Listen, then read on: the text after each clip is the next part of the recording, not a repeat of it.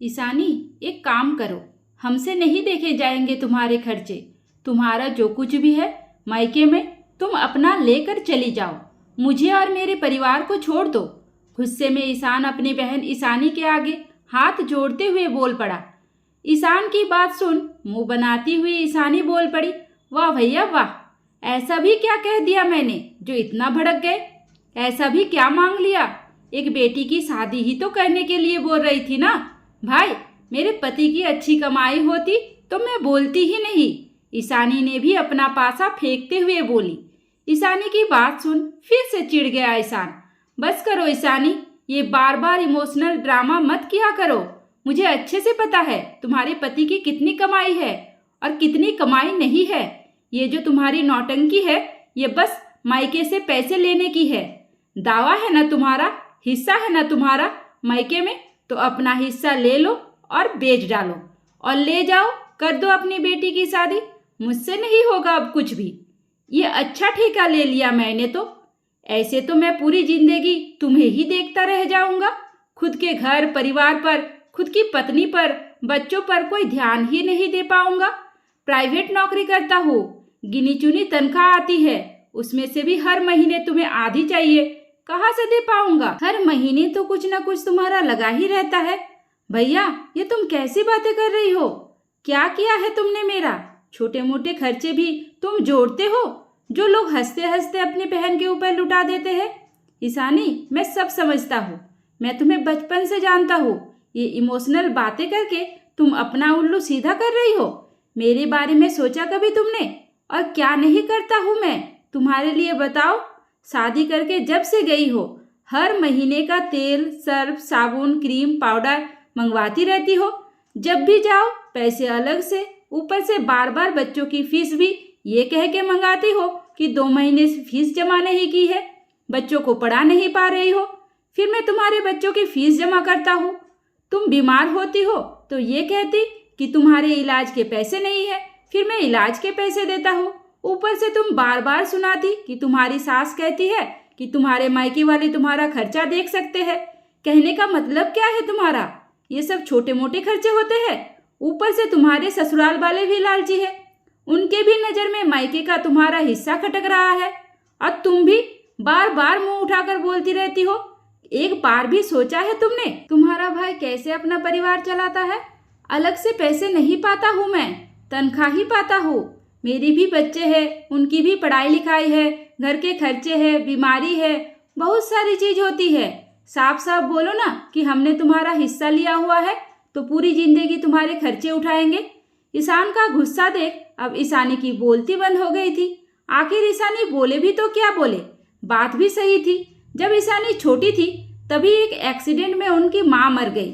फिर ईशानी के पापा दीपू जी ने दूसरी शादी नहीं की, ये कहते हुए कि मैं अपनी जिंदगी अपने परिवार के साथ गुजार लूंगा। दूसरी औरत आएगी तो मेरे घर को तोड़ कर रख देगी।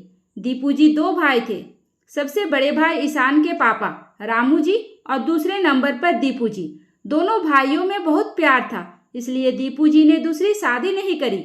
जबकि रामू जी ने बहुत कोशिश की कि दीपू दूसरी शादी कर ले, लेकिन दीपू जी की जिद के आगे सबको हार माननी पड़ी। दीपू जी ये सोचते कि दूसरी औरत आएगी, घर में कलेश करेगी, ना ईशानी को प्यार करेगी, ना परिवार को सहेज के रखेगी। इससे अच्छा बिना शादी के ही रह ले। दीपू जी जितना ईशानी को मानते थे उतना ही ईशान को भी प्यार करते थे। बच्चों में उनकी जान बसती थी, खास करके ईशान में। ईशान बस रामू जी का बेटा था, लेकिन ईशान की सारी ज़रूरतें दीपू जी ही पूरा करते थे। तो इधर रामू जी और उनकी पत्नी भी दीपू जी का खूब ख्याल रखते थे, उनकी इज्जत करते थे। ईशान की माँ दीपू जी का खूब ख्याल रखती। छोटा देवर, छोटा भाई या बेटा समझकर कभी भी दीपू जी को कोई कमी महसूस नहीं होने देती। टाइम पर खाना पानी, उनके कपड़े धोना, प्रेस करना, यहाँ तक कि ईशानी को भी कभी माँ की कमी महसूस होने ही नहीं दी। कहीं ना कहीं ईशान से ज़्यादा ईशानी पर ध्यान देती थी क्योंकि वो लड़की थी। लेकिन इन सब के बावजूद भी ईशानी जैसे जैसे बड़ी होती गई उसके मन में अपनत्व की भावना आती गई। उसके मन में ये आ गया कि इस घर में, इस प्रॉपर्टी में मेरा आधा हिस्सा है। जो बात दोनों भाइयों के बीच में नहीं आई वो ईशानी के मन में आ गई और इसका कारण था अगल बगल के लोग, जो अकेले में ईशानी को चढ़ाने लगे, उसे बहकाने लगे, उसे ईशान के खिलाफ, उसकी माँ के खिलाफ भड़काने लगे। धीरे धीरे ईशानी इतनी सादिर हो गई कि अब वो कैसे भी करके ज़्यादा से ज़्यादा पैसे ईशान से ऐंठना चाहती थी, क्योंकि अब रामू जी की नौकरी छूट गई थी, दीपू जी भी नौकरी नहीं करते थे। अकेले घर का पूरा खर्चा ईशान ही उठाता था, लेकिन ईशानी को इससे कोई मतलब नहीं था। उसके मन में तो बस ये था कि ईशान मेरे हिस्से का खा रहा है, जबकि ईशानी की शादी भी काफ़ी धूमधाम से हुई थी, जो रामू जी और ईशान ने मिलकर की थी। बस दीपू जी ने रामू से ये कह दिया था कि भैया आप अपने हिसाब से ईशानी की शादी देख लो, क्योंकि तब भी घर की सारी जिम्मेदारी रामू जी ही उठाते थे। इसलिए उन्होंने ईशानी की शादी काफ़ी धूमधाम से की, अच्छे से अच्छी साड़ियाँ दी, ऐसा कोई गहना नहीं बचा जो ईशानी को नहीं दिया गया हो। ईशानी के पसंद का हर वो सामान दिया जो एक लड़की की ज़रूरत हो। इसके बावजूद भी ईशानी का लालच खत्म नहीं हुआ। ससुराल जाकर भी अब बहाने से पैसे ऐंठना उसने नहीं छोड़ा था। अब सबसे पहले उसने यही बहाना किया कि उसके पति की अच्छी तनख्वाह नहीं है, बहुत कम पैसे मिलते हैं, जिससे घर का खर्चा चलाना मुश्किल होता है, जिसके चलते ईशान हर महीने ईशानी की ज़रूरत का सारा सामान उसे देता था और जाते समय पैसे अलग से। इसके बावजूद भी ईशानी बीच बीच में अक्सर कभी खुद की बीमारी का बहाना, कभी पति की बीमारी का बहाना, और अब तो बच्चे हो गए तो बच्चे के खर्चे, उनकी पढ़ाई लिखाई सब कुछ ईशान से लेती गई। लेकिन अब तो ईशानी की डिमांड कुछ ज़्यादा ही बढ़ गई थी। बेटी की शादी की खर्चे भी वो ईशान से करवाना चाहती थी। आखिर ईशान कितना करता, उसका भी परिवार था, उसके भी खर्चे थे। दीपू जी अच्छे से जानते थे कि उनकी बेटी दिन पर दिन लालची होती जा रही है। एक दो बार उन्होंने ईशानी को समझाने की कोशिश की, ईशानी ये क्या कर रही हो, वो अकेला हम सबको देखता है, इतनी ज़्यादा उसकी तनख्वाह नहीं है कि तुम्हारे सारे खर्चे देख लेगा। और क्यों नहीं दामाद जी कमाते हैं, आखिर उनकी कमाई जाती कहाँ है? थोड़े ही कमाते थे तो कुछ तो पैसे इकट्ठा करके रखते। लेकिन पापा की बात भला ईशानी को कहाँ समझ में आने वाली थी। उसे तो ये लगता कि पापा को सब लोगों ने बहका के रखा है। पापा आपको तो सुबह शाम 2 रोटी मिल जाती है, खाकर पड़े रहते हो, इतनी सारी प्रॉपर्टी है, इस जमीन पर जो फसल उगती है वो बेचकर कौन रखता है? ईशान ही तो रख रहा है ना, वो लोग तो रखते हैं ना। कौन सी बड़ी बात है जो मेरी बेटी की शादी में कुछ पैसे खर्च कर देंगे, आखिर हमारी ही कमाई तो रखते हैं ना। बस जब ईशानी दीपू जी से ये बातें बोल रही थी, तभी पीछे से ईशान ने उसकी सारी बातें सुन ली। ईशान को देखते ही ईशानी डर गई, उसका चेहरा डर से सफ़ेद हो गया, क्योंकि आज ईशानी की असलियत ईशान के सामने आ गई थी। ईशान ने भी ईशानी के आगे साफ साफ बोल दिया, ईशानी अब हमसे तुम्हारा कोई खर्चा नहीं देखा जाएगा। तुम्हारे मन में मेरे लिए इतना पाप भरा है, ये तो मुझे पता ही नहीं था। मुझे अगर थोड़ा सा भी एहसास होता कि तुम्हारे मन में ये सब कुछ है, तो मैं कभी भी तुम्हारे हिस्से की ज़मीन पर कदम भी नहीं रखता। मैं तो सोच रहा था कि तुम मेरी बहन हो, मजबूर हो, इसलिए हक से और दावे के साथ मुझसे पैसे मांगती रहती हो। लेकिन मुझे ये नहीं पता था कि तुम अपना दावा दिखाती हो, अपनी ज़मीन का दावा दिखाती हो, अपनी प्रॉपर्टी का दावा दिखाती हो। तुम्हारी नज़रों में हम पराये थे, हैं और रहेंगे। तो बेहतर होगा कि तुम अपनी सारी ज़मीन ले लो, अपनी सारी प्रॉपर्टी ले लो। हमें नहीं चाहिए तुम्हारी प्रॉपर्टी। जितने की तुम्हारी प्रॉपर्टी नहीं है, उतना तो हम तुम्हारे ऊपर लुटा चुके हैं। चाची जी के जाने के बाद से तुम्हारे हर छोटी से छोटी खुशियों का ख्याल रखा है। तुम्हारी शादी ब्याह से लेकर ससुराल के खर्चे से लेकर एक एक चीज का ध्यान हम अपनी बहन समझ के रखते थे, लेकिन तुम उसे दावा समझ के लेती थी। बस यही गलती हो गई हमसे, हम तुम्हें पहचान नहीं पाए। ईशानी चुपचाप नजरें झुकाए लगातार ईशान की बातें सुनती जा रही थी। ईशान इतना जोर जोर से बोल रहा था कि ईशान की पत्नी और उसके माँ बाप सब लोग हॉल में आ चुके थे। दीपू जी सर पकड़ के वहीं बैठ गए। उन्हें आज अपनी बेटी की हरकतों पर गुस्सा आ रहा था। ईशान की नज़र जैसे ही दीपू जी पर गई, वो दीपू जी के पास जाकर बैठ उनके कंधों पर हाथ रखते हुए बोला, चाचा जी आप चिंता ना करिए, भले ही ईशानी अपने हिस्से का सब कुछ लेकर चली जाएगी, लेकिन आप यहाँ जैसे थे जैसे है वैसे ही रहेंगे। ना आपकी सेवा में कोई कमी होगी, ना ही हमारे व्यवहार में। आप हमारे लिए हमारे चाचा थे और रहेंगे। ईशानी की वजह से हम आपको नहीं खो सकते। इतना सुनते ही दीपू जी ईशान को गले लगाकर रो पड़े। नहीं बेटा नहीं, ईशानी कौन होती है फैसला लेने वाली? जिस प्रॉपर्टी पर यह हक जता रही है वो प्रॉपर्टी मेरी है। ये तो मैं डिसाइड करूंगा ना कि मुझे किसे देना है किसे नहीं। कहते हुए दीपू जी गुस्से में उठे और ईशानी को डांटते हुए बोले, ईशानी तुम्हें शर्म नहीं आती? आज तुमने अपनी औकात दिखा दी ना, जिसके चलते मैंने दूसरी शादी नहीं की कि परिवार ना बिखर जाए। मेरे भैया भाभी मुझे बच्चों की तरह पाल पोस कर बड़ा किए थे, मेरी शादी किए थे। मैंने उनकी तकलीफ वाले दिन देखे थे। कैसे कैसे भैया ने हमारी परवरिश की थी, कहाँ से उठाकर हमें कहाँ बिठाया था। तुम्हारे माँ के जाने के बाद भी भाभी ने तुम्हें माँ की कमी कभी महसूस ही नहीं होने दी। ये तो तुम्हें भी अच्छी तरह से पता है। तुम्हारी शादी में मुझे कुछ करना ही नहीं पड़ा। एक एक चीज जिम्मेदारी खुद ईशान ने ली थी। पानी की तरह पैसों को बहाया था। ये तुमने नहीं देखा, लेकिन मैंने देखा था। तुमने क्या देखा? बस अपनी जमीन, अपनी प्रॉपर्टी, अपना हिस्सा। जिस चक्कर में मैंने दूसरी शादी नहीं की, तुम वही करने आई हो, मेरा घर तोड़ने आई हो। अरे ये तो तुम्हें सारा हिस्सा देने को तैयार है, दे भी देगा और तुम लेकर चली भी जाओगी। मुझे इतना विश्वास है तुम्हारे ऊपर, तुम्हें तो मेरी भी चिंता नहीं रहेगी।